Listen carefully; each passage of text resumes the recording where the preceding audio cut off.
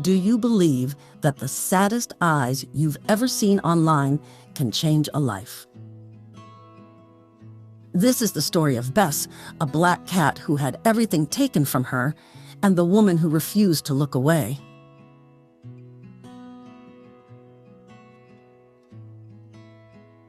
Bess didn't always have a name. That small, quiet fact says everything.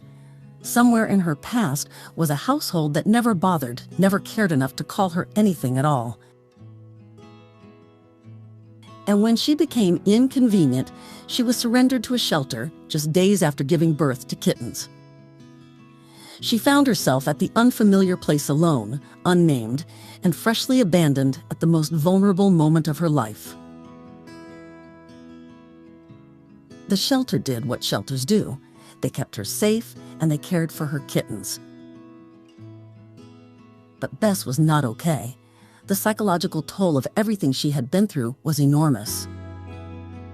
She developed a severe mastitis infection in the weeks following her arrival. Like her body, much like her spirit, was struggling to hold itself together. She had clearly not been well fed in her previous home, and she was painfully thin. A skinny little bat of a cat hiding in the back of her kennel, watching her kittens get adopted one by one while nobody came for her. Weeks passed. The infection was treated and the kittens found homes. And Bess stayed, hiding, waiting, slowly losing hope that anyone would ever choose her. Then came one woman who would change everything. She was scrolling through the shelter's website when she stopped at Bess's photo. She couldn't explain it exactly, but when she saw this kitty's eyes, the decision was made. She had always had a soft spot for the ones everyone else overlooked, like the cats labeled too shy, too scared, too difficult.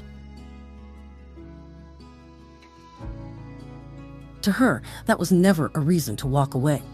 That was a reason to stay. She followed up with the shelter regularly, anxiously checking in on Bess's health updates, eager for the day she could finally bring her home. And when that day came, she sat with her in the kennel and just talked to her. When she stepped away briefly to sign the adoption papers, she caught Bess watching her go, probably thinking that she would be abandoned again. She wasn't.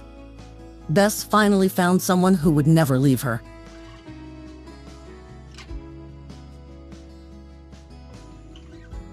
The first months at home were not the montage of immediate healing that anyone would have wished for.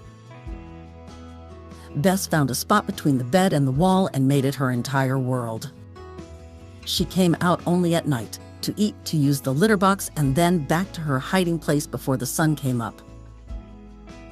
It was heartbreaking to watch, but her mom understood that this was not defiance or indifference.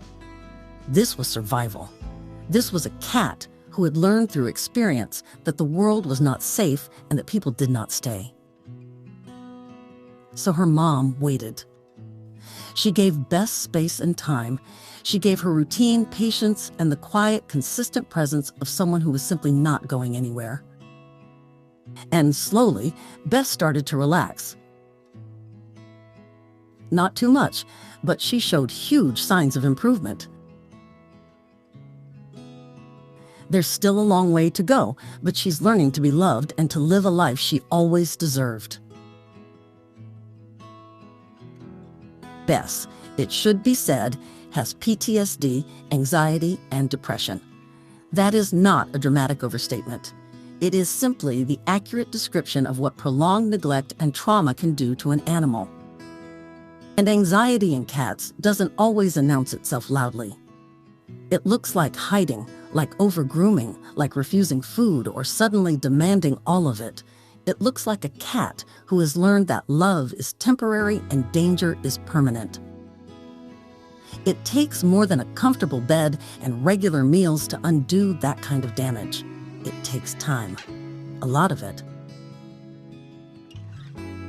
There are still hard days when the weight of everything Bess carries is heavier than usual, when the old fears win and she retreats back into herself. And that's okay. Progress is not linear and healing doesn't run on a schedule. What matters is that she is safe, loved, and she's getting better. Because now, more than 6 months into her new life, she is a different cat. Not completely, because the past doesn't just disappear, but transformed in ways that feel almost miraculous if you know where she started. The skinny bat has become, in her mom's words, a chubby little panther.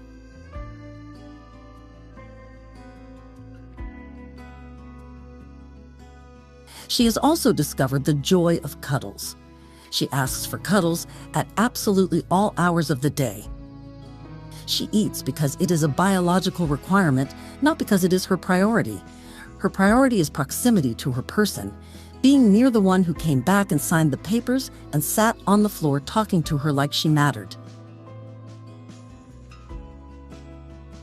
A slow feeder helps with the anxiety around meals. It stops the stress from spiraling into an upset stomach. That small adjustment made a big difference. Bess used to vomit frequently, not because something was wrong with her body, but because of anxiety. With the new feeder, things are much better. The love she gets is, of course, equally important. Her mom talks to her all the time, saying all the things that cat parents say, that she means everything, that life would be unimaginable without her.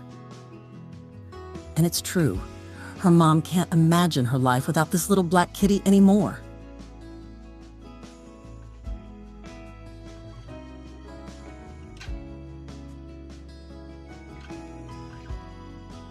When you look into Bess's eyes, you can see the sadness that is still there and the traces of everything she survived.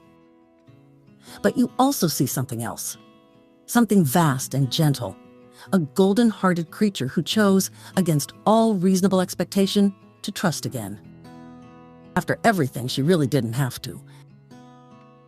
But she did. And that, more than anything, summarizes the story of Bess.